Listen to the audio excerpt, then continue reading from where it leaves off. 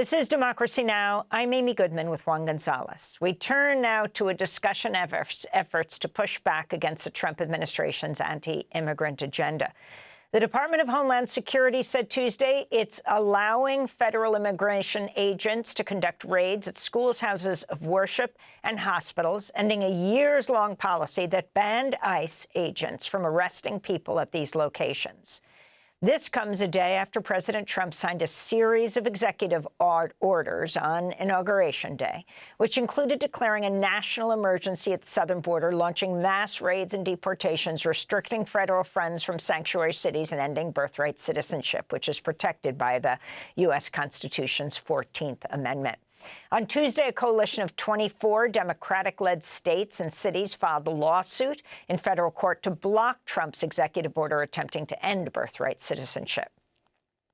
For more, we're joined by three guests, three leading advocates for immigrant rights here in New York. Longtime immigrant rights advocate Ravi Ragbir is back in our studio.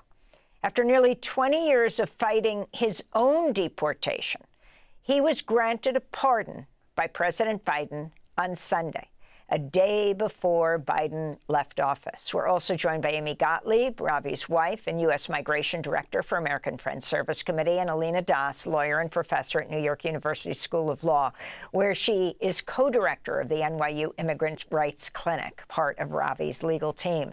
So we're going to go large on the issue of immigration in a moment, but I want to hear the moment that you heard. First of all, Ravi Ragbir, it was so hard for you to even speak to Fridays ago when you were here as you waited news in your own case. You're so busy, always advocating for others. How did you find out you got a pardon? So I was that whole day on Saturday, and I come to Saturday because that's when we heard. I was in a funk, very depressed, and I was lowering my expectations, saying we will never get it, we will never get it. And at 9 o'clock in the night, we got a call from Alina, Amy and I, and Amy got the call and she put Alina on speaker. And every time we get a lot of the times when we get Alina, your lawyer. Alina, that's my lawyer. Usually when we get calls from Alina, it's like, oh my God, what's next? What is going to happen that we're going to have to be worried about? Alina was in tears because she had just gotten that call from the White House stating that her client, who is me, is going to get the pardon. How did, Alina, talk about where you were when you got the call? You've worked so hard on this for so long. Yes, well, Ravi has been working hard for the past 19 years fighting his deportation. I've been his lawyer for the last 17 years, and it was incredible. It was at home with my children when I got this call from a 202 number, ran upstairs to take it in quiet, and I really fell to my knees and sobbed. What did they say? They told me that my client would be getting a pardon, and they said that it was, a credit to his fearless advocacy and the advocacy of so many who had spoken up for him over the years. And they acknowledged that we as an immigrant rights movement would be facing very hard times ahead. And I told the person from White House counsel that this news was the wind at our back. Specifically, what does the pardon do for him now and in terms of his case? So Ravi faced deportation based on a single criminal conviction that he received 24 years ago. And our federal immigration laws, which have been incredibly harsh for a very long period of time, did not give him a safety valve. They did not give an immigration judge the ability to consider his family ties, the hardship of deportation, his contributions to the community before ordering his deportation.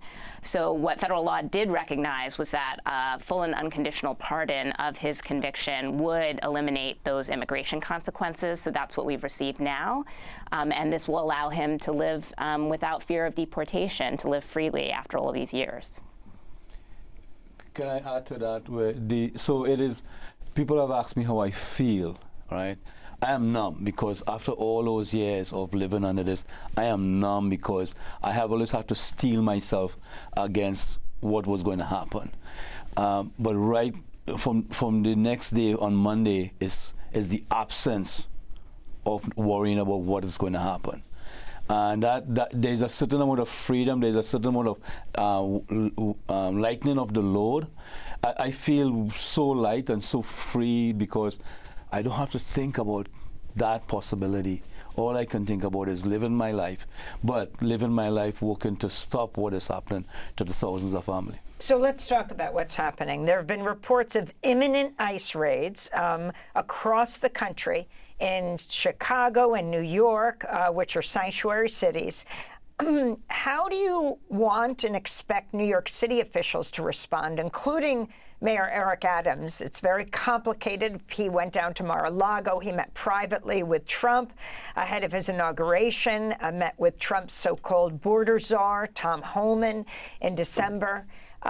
What do you want to see now? I mean, Amy, you now are celebrating your husband's freedom here. He won't be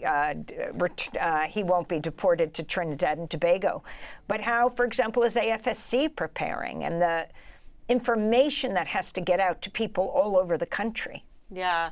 So we're doing a lot of what every organization is doing right now, is really kind of doubling down to make sure that we are connecting with people who feel like they're at risk.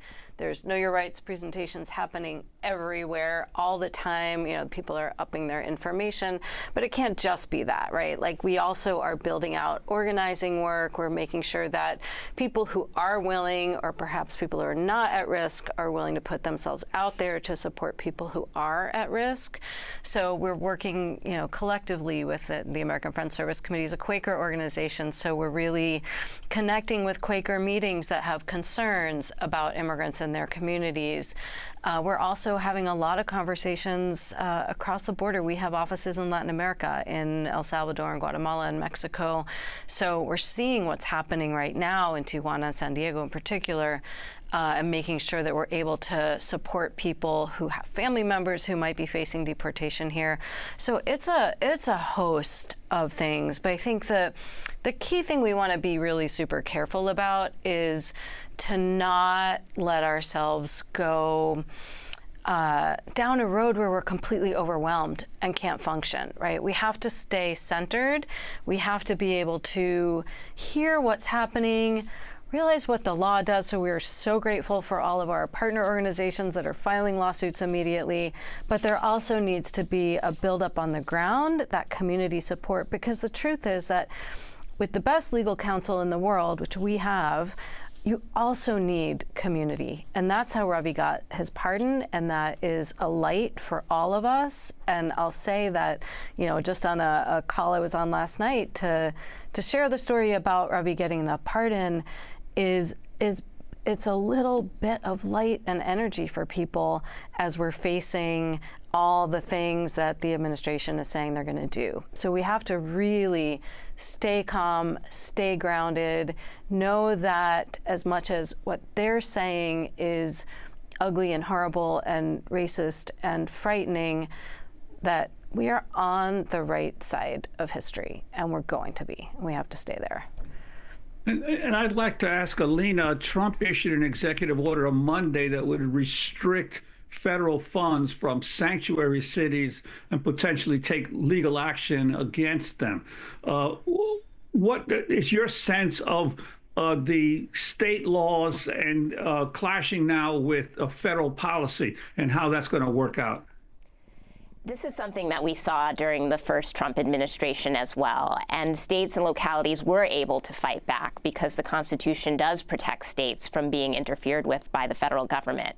And I think what people need to keep in mind is that sanctuary laws, as they're described, really are just about ensuring that cities and states are actually fulfilling their residents' constitutional rights. The cities and states are not allowed to just hold people waiting for the federal government to come and pick them up.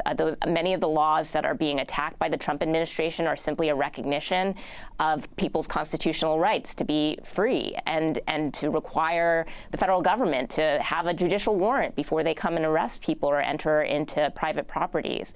These are very fundamental things, and I think we're seeing the Trump administration administration widen its circle of pain and suffering, coming after cities and states who are, again, just abiding by the law, coming after U.S. citizens to take away their birthright citizenship, coming after churches and schools.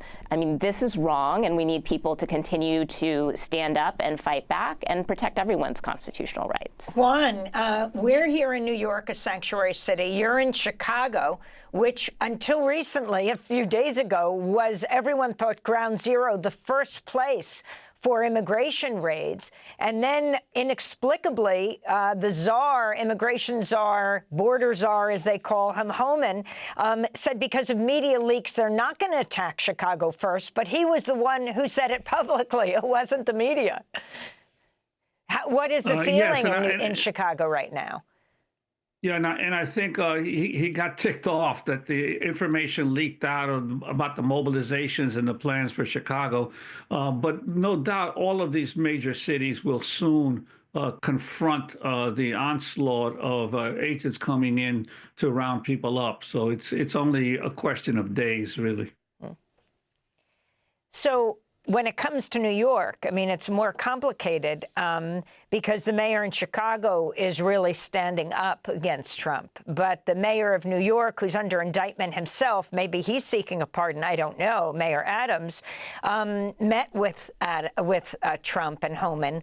What are you demanding of him, Amy Gottlieb, Ravi Ragbir?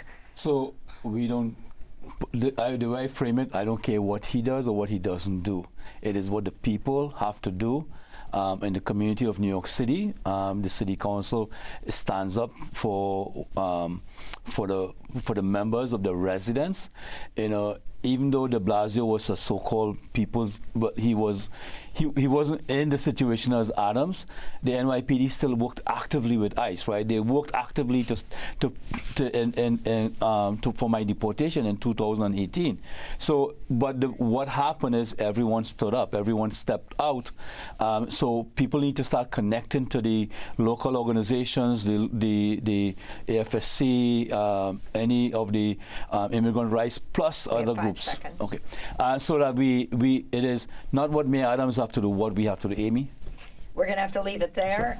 Ravi Ragbir is with us, as well as his wife, Amy Gottlieb, who is with AFSC, and Alina Das at NYU. I'm Amy Goodman with Juan Gonzalez.